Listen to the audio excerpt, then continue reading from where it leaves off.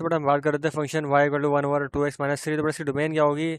All real number except 3/2, क्योंकि 2x - 3 जहाँ पर जीरो होगा, क्योंकि डिवाइड में जीरो सॉल्व नहीं होता। मैं चेक कर लेता उसको जीरो कहाँ हो रहा है। तो बेटा जीरो मैंने चेक किया तो कहाँ पर हो रहा है ये जीरो?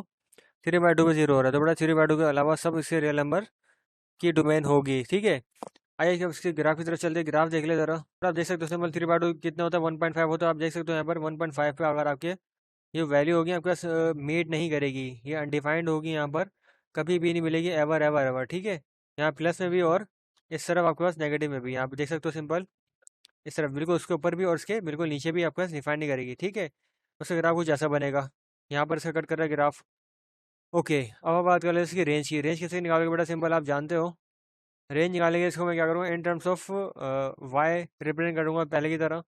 तो 2x - 3 पुट करके यहाँ पर आ जाएगा, तो 2x - 3 is equal to 1/y हो जाएगा। ठीक है, और -3 इधर आएगा तो क्या हो जाएगा?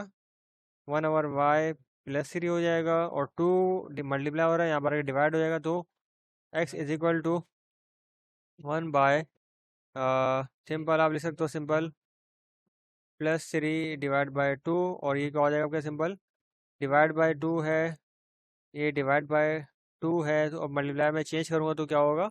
1/2 हो जाएगा। ठीक है, तो इसकी स्पेक्ट से मुझे क्या पता चला? 1/2 multiply by 1/y+3। Her range निकाली मुझे बेसिक पर्पस क्या है? वो ये है कि आपके पास ये y नीचे डिवाइड में आ चुका है, ये जीरो नहीं होना चाहिए। तो जीरो नहीं होना चाहिए तो बेटा क्या होगा? और जो चाहे हो जाए, कोई फ़र्क नहीं पड़ता। ठीक है, तो सब वैल्यूज जाएगा, तो बेटा सिंपल सी रेंज क्या होगी? सो और ये इसका इन्वर्स भी है, साथ साथ हम इन्वर्स भी निकालें। सो इन्वर्स ऑफ एक्स जो ओरिजिनल फंक्शन है उसका इन्वर्स है।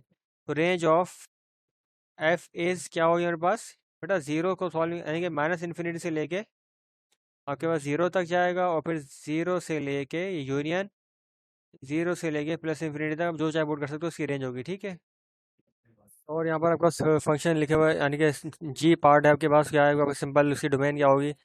आपको पता है स्क्वायर रूट क्या होता है, नेगेटिव को सॉल्व नहीं करता, तो क्या करूँ बेटा?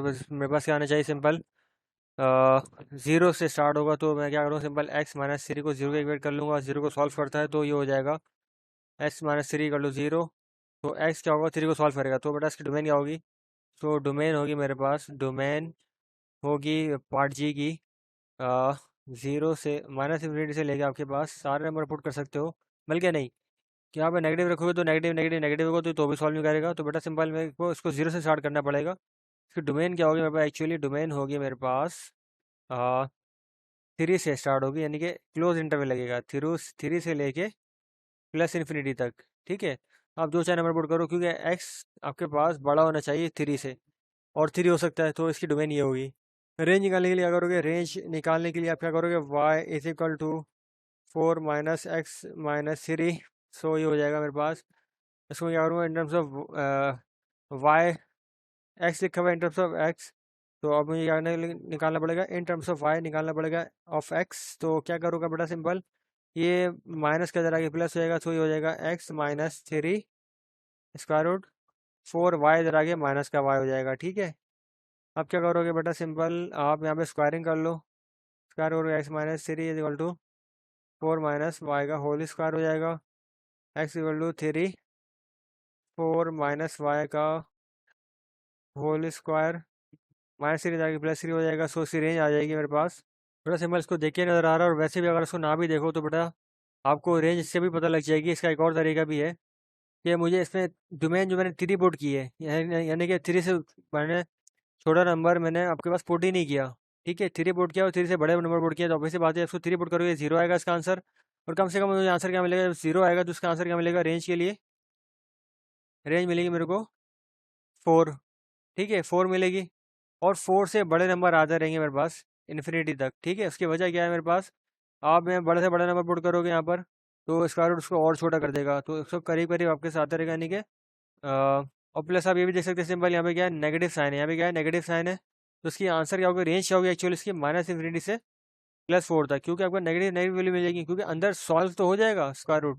ठीक है, जीरो होगा, फिर बड़े जो भी वैल्यूज आएंगी वो 4 में से माइनस होगा, तो वैसे डिक्रीज होगी वैल्यू होंगी, लेकिन एंड में आपको जो वैल्यू मिलेगी सबसे आखिर वाली वो 4 ही होगी, इससे बड़ी आपको वैल्यू नहीं मिलेगी। तो उसकी रेंज क्या होगी? -∞ से लेके 4 तक। तो बेटा सारी चीज़ों को देखते रखे, देखते हैं उसके पैरामीटर्स देखते हुए उसकी रेंज और डोमेन कैलकुलेट की जाती है। ठीक है, अच्छा थोड़ा आप इसका ग्राफ भी आप देख सकते हो, ग्राफ रह गया था हमारा। ग्राफ क्या होगा हमें, यानी कि आपका मैंने क्या कहा था, आप डोमेन तो आप जो चाहे पुट कर दो, लेकिन आंसर क्या मिलेगा मुझे, 4 से ज़्यादा नहीं मिलेगा। तो आप देख सकते हो सिंपल, ये मुझे कहाँ कट कर रहा है, ये 4 पर कट कर रहा है। आप देख सकते हो सिंपल, ये 4 से ऊपर नहीं जाएगा, ठीक है, क्योंकि स्क्वायर रूट फंक्शन ग्राफ ऐसे ही होता है। और ये आपका यहाँ पर होगा सिंपल, यहाँ से कनेक्ट होता हुआ आगे निकल जाएगा, ठीक है। ये इसको क्रॉस भी करेगा, ठीक है। तो बेटा क्योंकि अनडिफाइंड तो कहीं हो नहीं रहा फंक्शन, तो ये कहीं भी इसका असिम्प्टोट नहीं बनेगा। ये डिफाइंड तो हर जगह ही होगा, लेकिन सिवाय स्क्वायर रूट जहाँ पे एग्जिस्ट होता है वहाँ पर, ठीक है, वो उसकी शर्त लाजमी मंजूम है। बाकी हर जगह होगा, लेकिन इसका आंसर नहीं मिलेगा, खैर, क्योंकि उसका हमें डोमेन ही इंसर्ट नहीं की, तो इस वजह से, ठीक है। अब आगे चलते हैं। मेरे पास पार्ट जी हो चुका था। पार्ट जी के बाद मेरे पास कौन सा गिवन है बेटा, पार्ट एच में क्या कह रहे हैं मुझसे, आपका सिंपल क्या लिखा हुआ है, y is equal to square root of, अंदर है एप्सिलूट ऑफ x।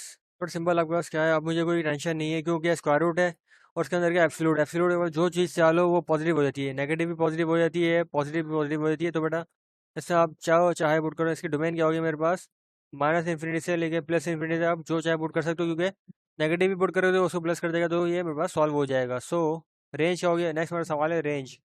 रेंज में निकाल लेते हो। रेंज निकालने के लिए आप क्या करोगे, रेंज आप सिंपल इस तरह निकाल सकते हो। कैसे निकालोगे, सिंपल रेंज निकालने के लिए आपने डोमेन तो जो चाहे पुट कर दिया, लेकिन आपके पास आंसर क्या मिलेगा, ये जो नेगेटिव होंगी वैल्यूज तो नेगेटिव, वो प्लस होंगी, यानी कि प्लस और नेगेटिव आपके सारे होंगी प्लस से शुमार हो जाएंगी।